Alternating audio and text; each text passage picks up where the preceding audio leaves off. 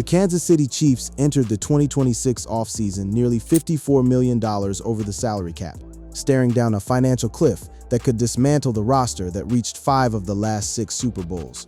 What followed was a calculated teardown, releasing veterans, trading their best cornerback, and restructuring their franchise quarterback's deal, all to keep the lights on in Kansas City. So let's break down how the Chiefs got into this mess, who's gone, and what it means for the future. There's a number that tells you everything you need to know about where the Kansas City Chiefs stand right now. $54 million.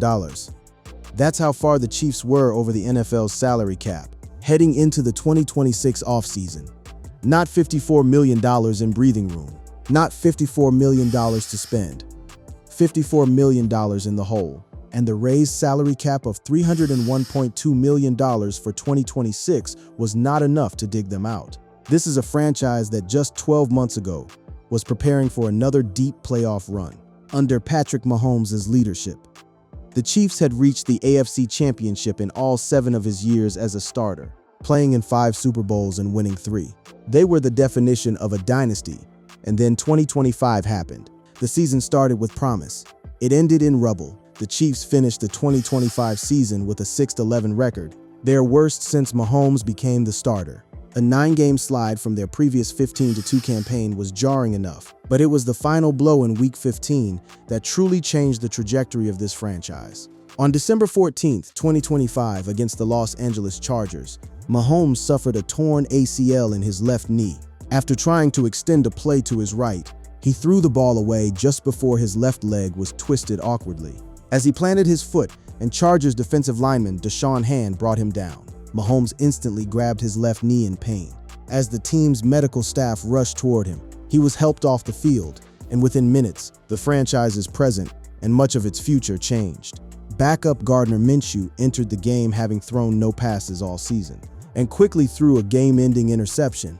The loss eliminated Kansas City from playoff contention for the first time since 2014. Mahomes successfully underwent surgery the very next day in Dallas with Dr. Dan Cooper to repair the tear.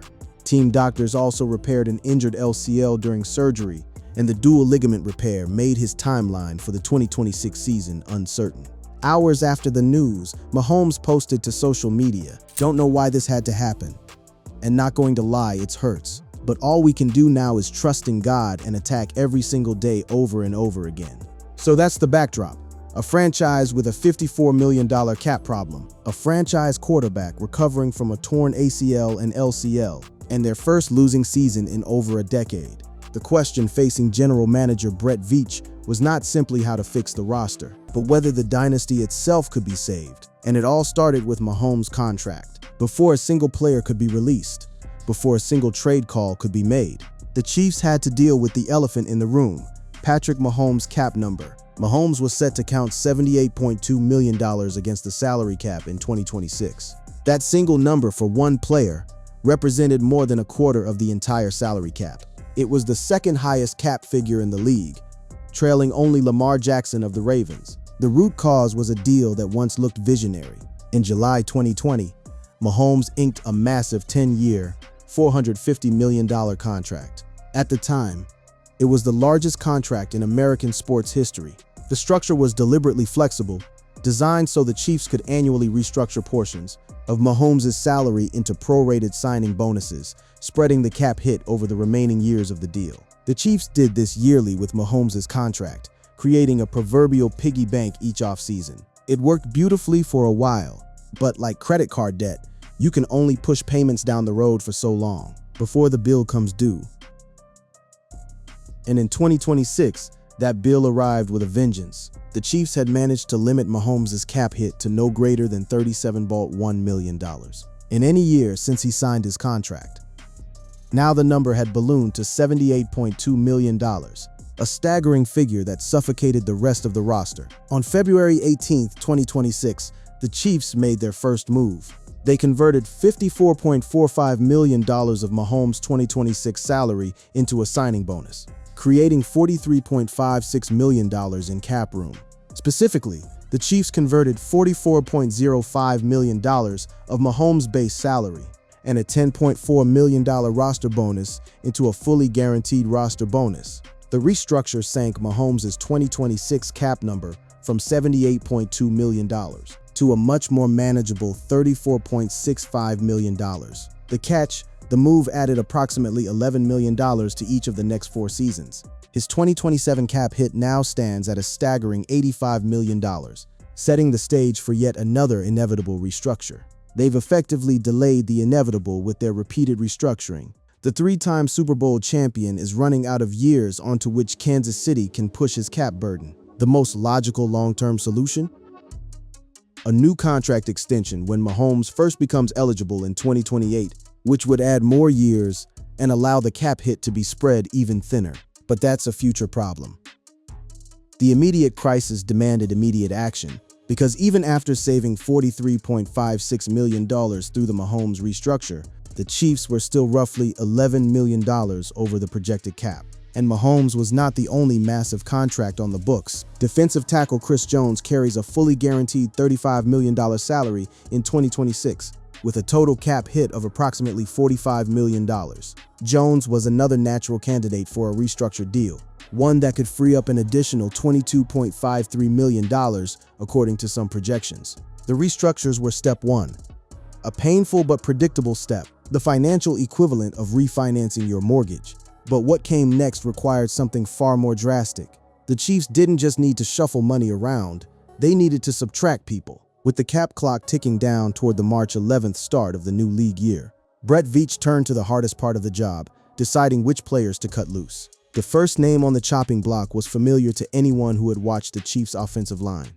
Over the last 3 seasons, right tackle Jawaan Taylor. Taylor had 1 year left on the 4-year, $80 million deal he signed in 2023, when the Chiefs were aggressively rebuilding their offensive line. On paper, the signing made sense at the time. In practice, Taylor became a lightning rod for frustration. His track record of penalties often overshadowed his otherwise solid play in Kansas City. False starts became his calling card, a maddening habit of jumping early, while trying to get an advantage off the snap. He gave up 10 pressures in his final 4 games of the 2025 season, and his injury forced him to injured reserve before the year ended. The math was ruthless and simple.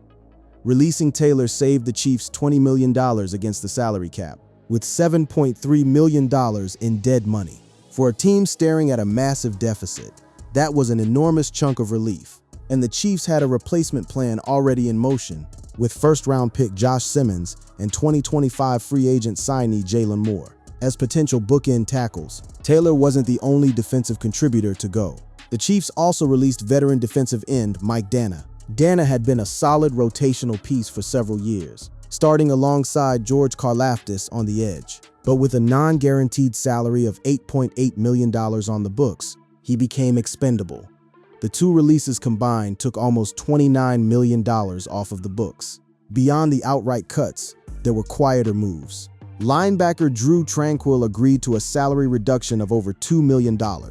Others like tight end Noah Gray and cornerback Christian Fulton were mentioned as additional potential cap casualties if more room was needed. The front office was methodically stripping away non-guaranteed salaries wherever it found them, like a surgeon removing tissue to save the patient. But these cuts, while necessary, were comparatively easy decisions. The truly agonizing move, the one that sent shockwaves through the locker room and across the league, was yet to come. On March 5th, 2026, the Kansas City Chiefs traded cornerback Trent McDuffie to the Los Angeles Rams. The words still land with a thud. McDuffie had blossomed into one of the NFL's best defensive backs, a 2-time All-Pro who started for 2 Super Bowl winning teams, serving as both squads' top cornerback. Pro Football Focus ranked McDuffie as a top 5 corner in 2023 and 2024, and never ranked him outside the top 20 in any season. He was by every measurable standard a franchise cornerstone on defense, and the Chiefs let him go. The return was significant. The number 29 overall pick in the 2026 draft, along with 2026 5th and 6th round picks and a 2027 3rd round pick. But draft picks are promises. McDuffie was a proven weapon. Inside the Chiefs building, the reaction was visceral. Several players expressed emotional reactions on social media. Receiver Xavier Worthy, defensive end Charles Omenihu, and cornerback Jalen Watson each shared their disappointment at learning McDuffie would no longer be their teammate. A team source said coach Andy Reid, general manager Brett Veach, and defensive coordinator Steve Spagnuolo felt similarly. So why do it? Two reasons. First, the money. McDuffie was entering the final year of his rookie contract, due to make $13.6 million. Given the Chiefs' financial situation, it would have been difficult to sign McDuffie to the kind of long-term deal the former All-Pro was seeking. A top-tier cornerback extension in the current market would have cost well north of $20 million per year. Kansas City historically hasn't proven willing to give a top-tier extension to a corner. They traded Eljorius Sneed to the Titans just 2 years prior when he demanded a new deal. Second, the precedent. It is not unlike the move they made in 2022 when they traded wide receiver Tyreek Hill to the Dolphins. The Chiefs used the package of draft picks they got in return to rebuild their roster, with younger players who helped them to 3 straight Super Bowls. That's the Chiefs' playbook. When a star prices himself out of the system, don't pay the premium, cash out, acquire draft capital, and reload with younger, cheaper talent. According to a team source, the trade was one of the most difficult decisions in Veach's tenure, which began in 2017. But the calculation was clear. It was more important to revamp and reload the roster, to remain Super Bowl contenders, than to pour money into one position at the expense of everything else. The trade saved $13.6 million against the salary cap. Combine that with the Taylor release and the Dana release, all within the same window, and the financial picture shifted dramatically.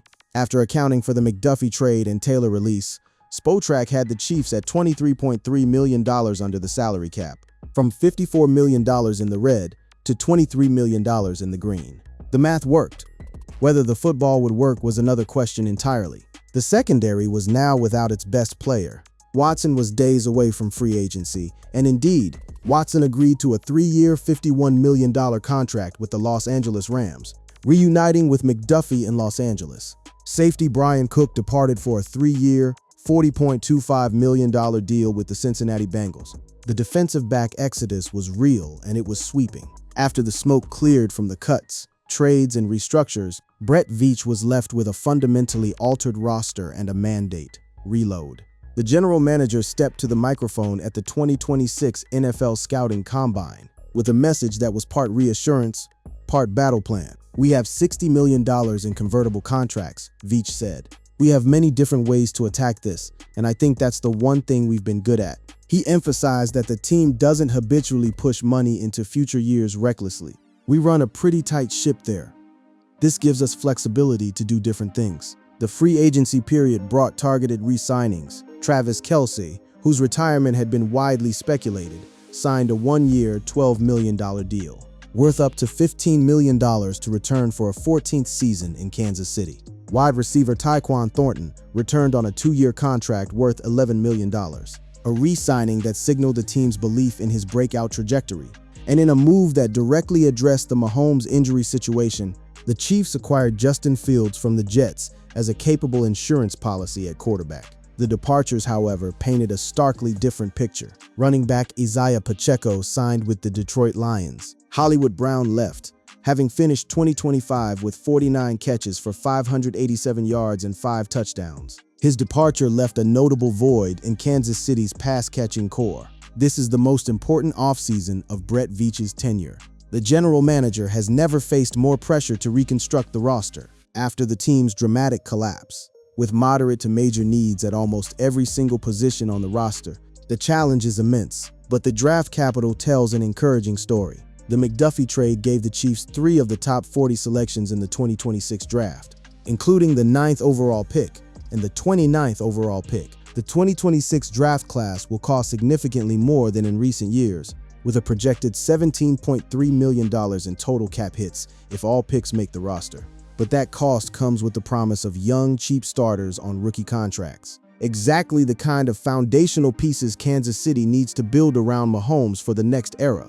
Andy Reid confirmed that Mahomes is fully engaged in his rehabilitation, spending approximately 7 hours a day at the team facility. His recovery timeline sets up for potential Week 1 availability, but the dual ligament repair makes nothing certain.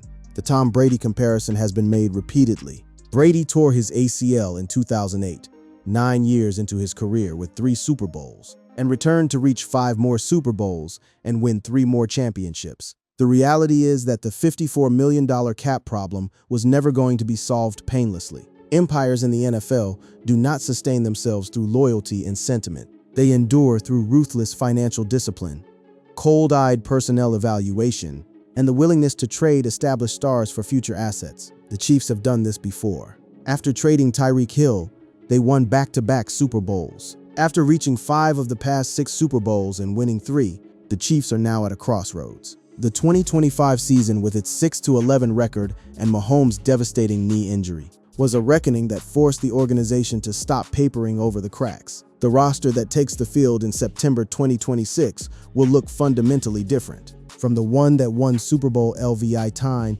and reached Super Bowl licks, Jawan Taylor is gone, Mike Dana is gone, Trent McDuffie is gone, Jalen Watson is gone, Isaiah Pacheco is gone, Brian Cook is gone, Hollywood Brown is gone. What remains is Patrick Mahomes whenever he's cleared to play, Chris Jones, Travis Kelce for perhaps one final ride, and a treasure trove of draft picks that represent the next chapter. The team has only 4 large contracts extending into 2027, which leaves a relatively clean financial horizon if the front office navigates this transition correctly. The $54 million problem has been solved. The question now is whether Brett Veach can rebuild a Super Bowl contender around a 30-year-old quarterback coming off a major knee surgery before the window closes for good.